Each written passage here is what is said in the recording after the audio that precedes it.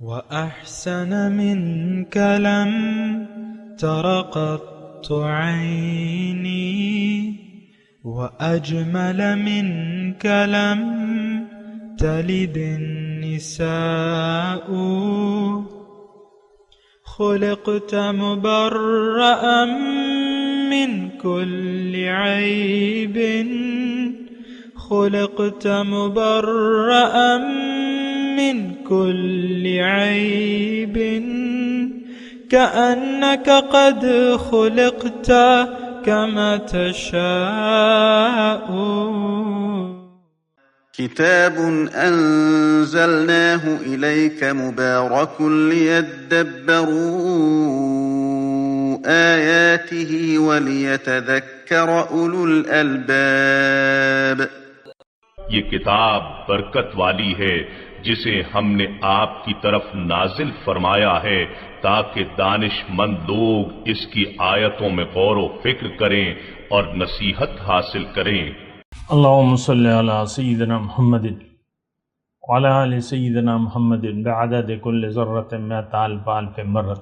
سامعین و ناظرین کرام، السلام علیکم ورحمۃ اللہ وبرکاتہ. سامعین کرام، سورہ شورا آیت نمبر 12، درس کا نمبر 2391. آج کا موضوع، کیا ہم نے غیر اللہ کو اپنا حاجت روا اور مشکل کشا بنا لیا ہے؟ اس کے ساتھ آج کے سبق کا آغاز کرتے ہیں. سب سے پہلے گزشتہ سبق کا اعادہ ہوگا. اعوذ باللہ من الشیطان الرجیم. پناہ مانگتا ہوں میں اللہ کی شیطان مردود سے. بسم اللہ الرحمن الرحیم. شروع اللہ کے نام سے جو بڑا مہربان نہایت رحم والا ہے. فاطر السماوات والأرض جعل لكم من أنفسكم أزواجا ومن الأنعام أزواجا يذرأكم فيه ليس كمثله شيء وهو السميع البصير. آسمانوں اور زمین کا پیدا کرنے والا وہی ہے. اسی نے تمہارے لیے تمہاری ہی جنس کے جوڑے بنائے اور چار پایوں کی بھی جوڑے بنائے اور اسی طریق پر تم کو پھیلاتا رہتا ہے. اس جیسی کوئی چیز نہیں اور وہ سنتا دیکھتا ہے. سامعین اکرام، سورہ شورا آیت نمبر 12. لہو مقالید السماوات والارض، اس کے ہاتھ میں ہے آسمانوں اور زمینوں کے کنجیاں. یبسط الرزق لمن یشاء ویقدر، روزی کشادہ کرتا ہے جس کی چاہے اور تنگ کر دیتا ہے جس کی چاہے. بے شک انہ بکل شیء علیم، بے شک وہ ہر چیز کو جاننے والا ہے. سامعین کرام، یہ آیت تو گزشتہ مضمون کے ساتھ جڑی بھی ہے اور سارا مضمون جو ہے ایک نقطے پہ ہے کہ فاللہ هو الولی ام اتخذوا من دونہ اولیاء فاللہ هو الولی. مسئلہ سارا یہیں پر ہے سامعین اکرام. اس کی میں نے آپ کو اللہ کی عطا سے اور اس کے فضل سے بات کی ہے. یہ مضمون آج کا مضمون اسی کے ساتھ جوڑا ہوا ہے اور ترجمہ تو خیر آپ نے سن لیا. اس میں تو یہی مضمون ہے کہ آسمانوں اور زمین اور آسمانوں کے خزانوں کی کنجیاں اللہ تعالیٰ کے ہاتھ میں ہیں. رزق جس کا چاہے فراخ کر دیتا ہے، جس کا چاہے تنگ کر دیتا ہے، ہر چیز پر عالم ہے. تو اس میں ایک نہایت گہرا مضمون ہے. دیکھیں، عام طور پہ کہ جس کے پاس دیکھیں خزانہ، ایک تو یہاں تو کنجی کا تذکرہ ہے. مقالید، مقل تالے کو کہتے ہیں، یہ کنجی کو. تو اب آسمان اور زمین کی کنجیاں مطلب اس کے خزانے. ظاہر ہے اس میں تو کوئی دو رائے نہیں ہے کہ خزانے یا خزانوں کو بنانے والا ایک تو یہ بات بھی تھوڑی سی آپ سوچیں نا اس بات پہ. یا تو ایک شخص کے پاس 1 من سونا ہے مثال کے طور پہ، یا وہ مٹی سے سونا بنا سکتا ہے، یہ دوسری بات ہے۔ ایک شخص جو ہے 1 من سونے تو آپ لگا لیں وہ کتنے کروڑوں روپے کا ہے، جتنے کا بھی ہے، لیکن دوسرا شخص جو ہے مٹی کو سونے میں بدل دیتا ہے، پتھر کو ہیرا بنا سکتا ہے۔ بتائیے فرق ہے نا؟ تو مطلب یہ آپ کے ذہن میں ہونا چاہیے۔ یہاں تو اللہ تعالیٰ نے ہماری سمجھ کے لیے کہا کہ بھئی سب کچھ میرا ہے، میں دینے والا ہوں، کسی کا رزق فراخ بھی میں کرتا ہوں اور تنگ بھی میں کرتا ہوں، یعنی ساری ملکیت میری ہے، نمبر 1، اور پھر میری مرضی ہے جس کو چاہوں، جس کا رزق چاہے فراخ کر دوں یا تنگ کر دوں۔ اب یعنی تم کس اور سے کیوں رجوع کرتے ہو؟ کسی اور سے کیوں توقع لگا لیتے ہو؟ کسی اور کے پاس تو نہ تو کوئی ملکیت ہے کسی کی۔ لیکن اس بات پہ تھوڑا غور کریں نا، مالک اللہ ہے، کنجیاں اس کے پاس ہے، جس کے چاہے رزق فراخ کر دے، جس کا چاہے تنگ کر دے۔ اب اس میں یہاں غیر کی طرف دیکھنا حرام ہو جاتا ہے، یعنی اس کی کوئی تک نہیں بنتی۔ اب مثال کے طور پہ ایک بھوکا شخص ہے، ایک چھوٹی مثال قائم کر لیتے ہیں، اور ایک لنگر کھلا ہوا ہے، لنگر کا مطلب مفت کھانا ملتا ہے، اور دوسرا جو ہے وہ یعنی لنگر ایک ہے، اور آپ ادھر ادھر مارے پھریں کہ بھئی میں بھوکا ہوں، بھوکا جو ہے وہ مارا پھرے کہ بھئی میں نے کھانا نہیں کھایا، مجھے کھانا دے دو۔ لنگر جا نہیں رہا وہ ہے نا بیوقوف، یعنی خزانے تقسیم ہو رہے ہیں، ہمیں پتہ ہے۔ دیکھیں ایک بات تو اس میں شک و شبہ ہے نہیں کہ مالک کل وہ، دیکھیں خالق کائنات تو یہ بھی ہے نا، فاطر السماوات والارض ہم نے پڑھا نا۔ اب ملکیت کس کے پاس ہے؟ کنجی کس کے پاس ہے؟ خزانوں کا مالک کون ہے؟ نمبر 1، اور پھر اس کو تقسیم کرنے والا کون ہے؟ دوسری بات۔ تو یہ دونوں حیثیتیں صرف ایک ذات کی ہیں، اللہ۔ فَأَنَّا تُؤْفَكُونَ، کہ تمہیں کدھر دھکے دیے جا رہے ہیں، ایسے الفاظ ہیں قرآن۔ تو دیکھیں وہ ایک شعر میں کہتا ہوں ویسی کہ بتوں سے تجھ کو امیدیں، خدا سے نو امیدی، مجھے بتا تو صحیح اور کافی کیا ہے۔ دیکھیں ایک بات تو نوٹ کر لیں، بات ہماری ہے، بات آج کے مسلمان کی ہے، میری ہے اور آپ کی ہے۔ آپ کیوں در بدر کی ٹھوکریں کھا رہے ہیں؟ آپ نے غیروں سے کیوں توقع لگا رکھی ہے؟ یہ دکان مجھے دے گی، یہ کاروبار مجھے دے گا، یہ کاروبار کروں تو زیادہ پیسے آئیں گے، مثال کے طور پہ اس کروں۔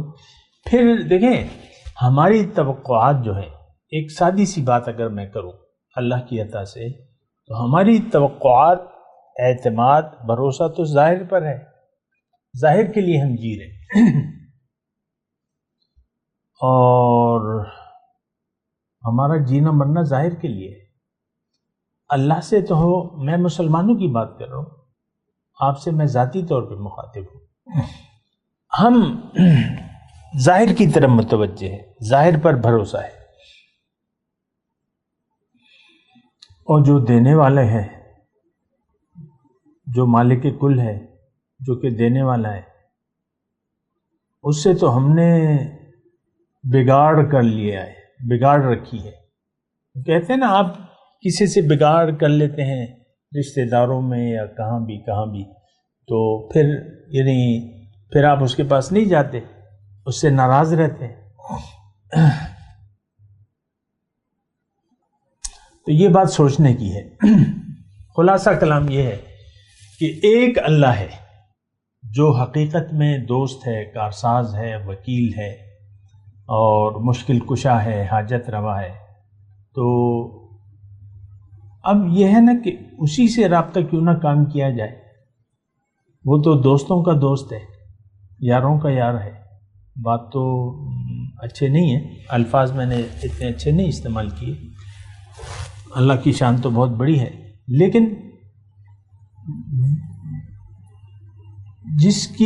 جس کا وہ دوست بن جائے تو پھر اس کو کسی چیز کی حاجت نہیں رہتی. محتاج یعنی دیکھیں ضروریات کو پورا کرنے والا ہمارا اللہ کی ذات ہے. یہ ساری باتیں میں کہہ رہا ہوں اور مجھے یہ تو پتہ ہے، مانتا ہوں میں کہ آپ زبان سے ایسا نہیں کہہ سکتے کہ نہیں مجھے اللہ سے کوئی امید نہیں ہے، اللہ پہ میرا کوئی بھروسہ نہیں ہے، مجھے تو اپنی نوکری پہ اعتماد ہے. بعض اوقات نوکری خطرے میں پڑ جاتی ہے بعض لوگوں کی تو بڑے پریشان ہوتے ہیں، یا دکان میں آگ لگ جاتی ہے پھر پریشان ہو جاتے ہیں، مثال کے طور پہ کر رہا ہوں، یا جو بھی نقصان ہو جائے یا خطرہ آ جائے تو ہم لوگ پریشان ہو جاتے ہیں اور مایوس ہو جاتے ہیں. وَإِذَا مَسَّهُ الشَّرُّ فَيَئُوسٌ قَنُوطٌ، جب کوئی تکلیف پہنچتی ہے اسے تو پھر مایوس ہو جاتا ہے اور قنوطی ہو جاتا ہے. یہ ہم نے پڑھا تھا اذا انعمنا علی الانسان اعرض ونأى بجانبه. تو اب اس کا مضمون تو انشاءاللہ واضح ہو گیا ہے آپ پہ. ہر چیز انہ بکل شیء علیم، ہر چیز کی معلومات رکھتا ہے. دیکھیں میں اس کا بندہ ہوں، آپ ہم سب اس کے بندے ہیں، تو کیا وہ ہمارا رب نہیں ہے؟ نمبر 1. کیا وہ مہربان نہیں ہے؟ کیا وہ ہمارا حاجت روا نہیں ہے حقیقی؟ تو دیکھیں اس یعنی تمام گفتگو کا خلاصہ یہی ہے کہ آج آپ فیصلہ کریں کہ میں نے اللہ کو اپنے حوالے کرنا ہے، میں نے اپنی زندگی کو اللہ کے لیے خاص کرنا ہے. یہ چیز جو ہے ابھی ہم پڑھیں گے، کبر علی المشرکین ما تدعوہم الیہ، آیت نمبر 13 میں پڑھیں گے، اگلی آیت. یہ بات جو ہے ہمیں بڑی بھاری لگتی ہے. دیکھیں میرا تو تھوڑا سا تجربہ ہے 40-45 سال کا، لوگوں کو میری باتیں بڑی بھاری لگتی ہیں اور اس پر عمل کرنا اس سے زیادہ دشوار لگتا ہے.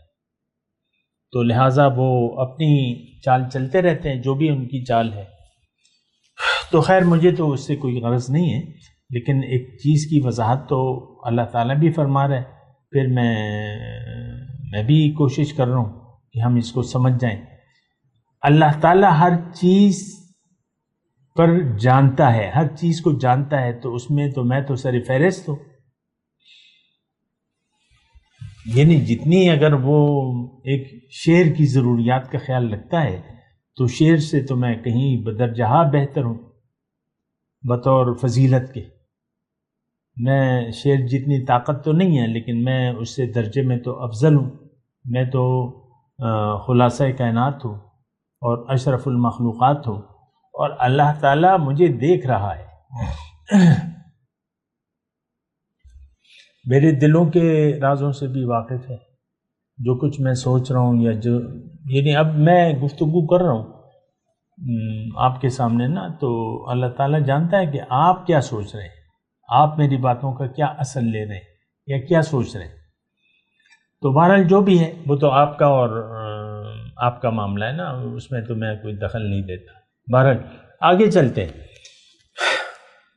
شرع لکم من الدین، یہ بڑی اہم آیت ہے، اس کو ذرا غور سے توجہ سے سنیں. کوئی اور کام کر رہے ہیں تو تھوڑی دیر کے لیے یہ یعنی اس طرف متوجہ ہو جائیں. شرع لکم، مقرر کیا ہے اس نے تمہارے لیے، من الدین، وہ دین مقرر کیا ہے، وہ دین. ما وصى به نوحًا،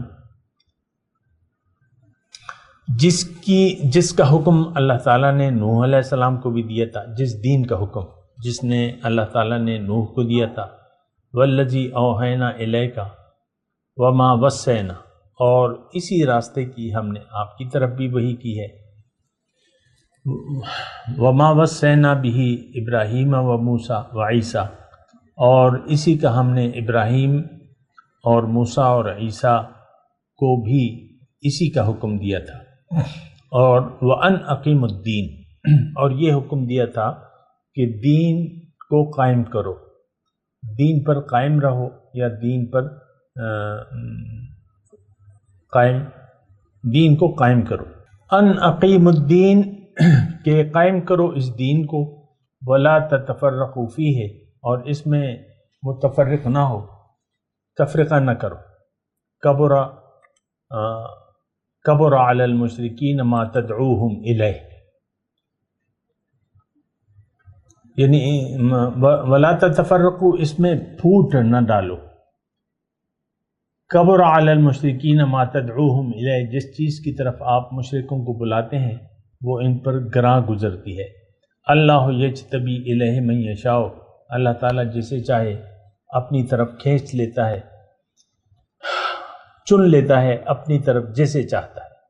وَيَهْدِي إِلَيْهِ مَن يُنِيبُ، اور راہ دکھاتا ہے، یہدی الیہ، اسے اپنا راستہ دکھاتا ہے جو رجوع کرتا ہے، من یونیب، جو اللہ کی، جو اس کی طرف رجوع کرتا ہے۔ یہ آیت جو ہے یعنی اس کا معنی آسان بھی ہے اور بالکل واضح بھی ہے۔ اصل میں قرآن ہماری سمجھ سے بالاتر ہے۔ ایک بات تو یہ ہے کہ قرآن کو ہم نہ سمجھتے ہیں نہ سمجھ سکتے ہیں۔ یہ بات ہو سکتا ہے آپ کو بڑی عجیب لگے، قرآن کو نہ ہم سمجھتے ہیں نہ سمجھ سکتے ہیں، اگر سمجھنا بھی چاہیں تب بھی نہیں سمجھ سکتے۔ اس کی وجہ کیا ہے کہ ہمارا رخ اللہ کی طرف نہیں ہے، ہم نے ظاہر کو اپنا مدعا بنا لیا ہے، تو اب یہ قرآن کی باتیں ہماری سمجھ سے بالاتر ہے۔ اچھا چلیں، بہرحال یہ ایک جملہ تھا جو میں نے کہہ دیا، اس پر آپ غور کیجئے گا۔ شرع لکم من الدین ما وصی بہ نوح، اللہ تعالیٰ نے فرمایا کہ اس نے دین کا تمہارے لیے وہی طریقہ مقرر کیا ہے کہ جو نوح علیہ السلام کو دیا گیا، اور جو آپ کی طرف وحی کی گئی، اور جو میں نے جس کی نصیحت کی تھی ابراہیم اور موسیٰ اور عیسیٰ کو، اور حکم کیا تھا کہ اقیم الدین ولا تتفرقوا فیہ۔ اس میں دو باتیں ہیں،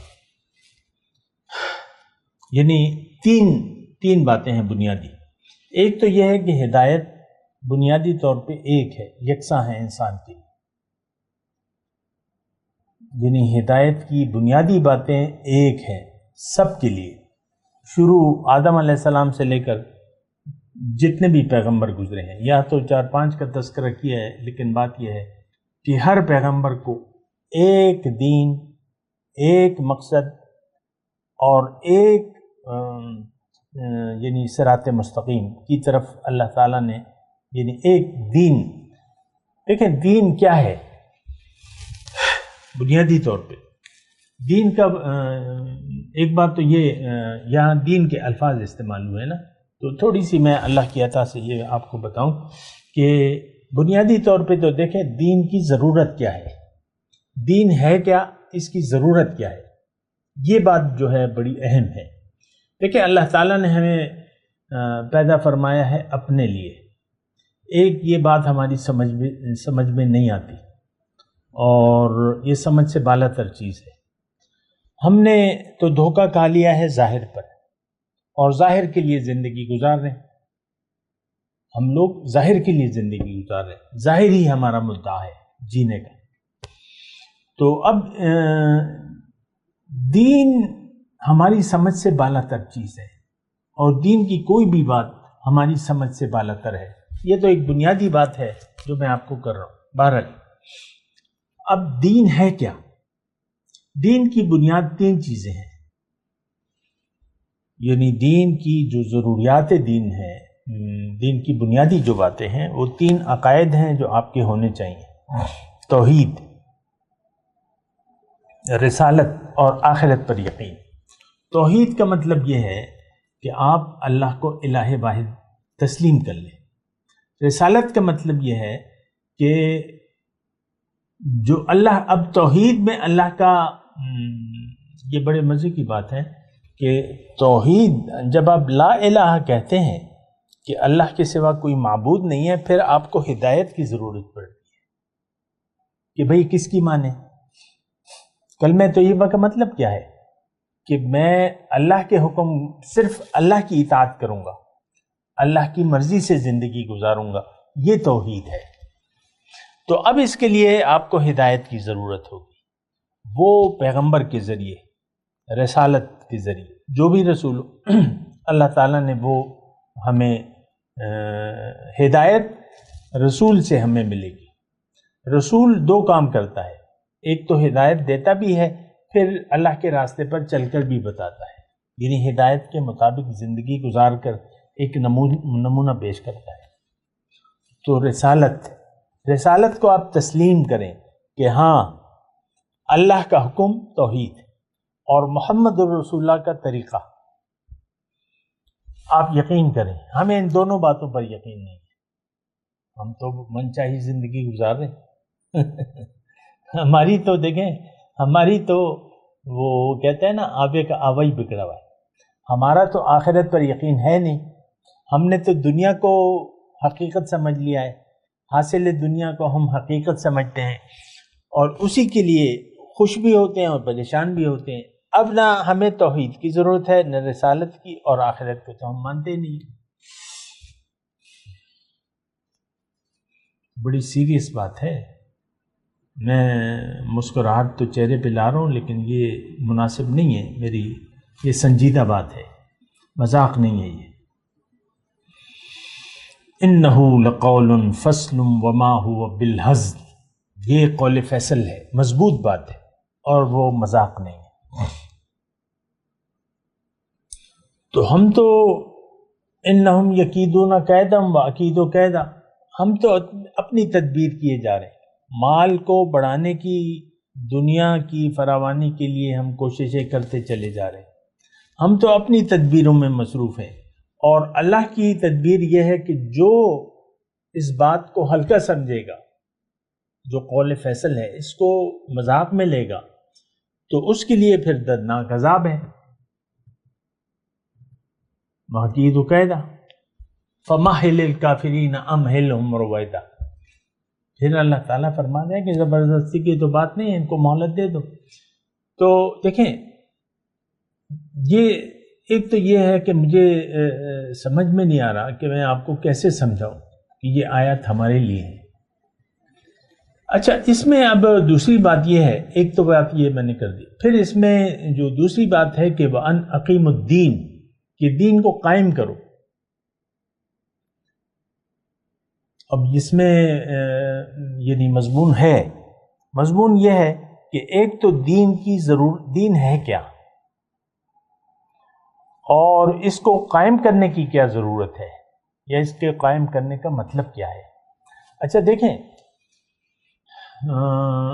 ایک آیت کی طرف میں آپ کی توجہ دلا رہا ہوں، هو الذی ارسل رسولہ بالہدی ودین الحق لیظہرہ علی الدین کلہ ولو کرہ المشرکون ولو کرہ الکافرون، مختلف الفاظ ہے۔ اگر یہ بات مشرکوں کو، کافروں کو ناگوار ہے، لیکن اللہ تعالیٰ رسول کو بھجوائے اس لیے، هو الذی ارسل رسولہ بالہدی ودین الحق، ہدایت اور دین حق کے ساتھ۔ ابھی میں زیادہ تفصیل نہیں کر رہا، لیکن ہدایت تو اللہ تعالیٰ کی طرف سے ہے تاکہ یہ دیگر ادیان باطل پر غالب کر دے اس کو۔ رسول کو بھجوایا اس لیے، رسول کی بعثت کا مقصد یہ ہے لِيُظْهِرَهُ عَلَى الدِّينِ كُلِّهِ، تاکہ یہ دنیا پر اسلام کو قائم کر دے، غالب کر دے، قائم کر دے۔ ایک بات نوٹ کر لیں سامعین کرام، جزوی طور پہ ہے نہیں، مطلب ہے بڑی بنیادی، کہ اسلام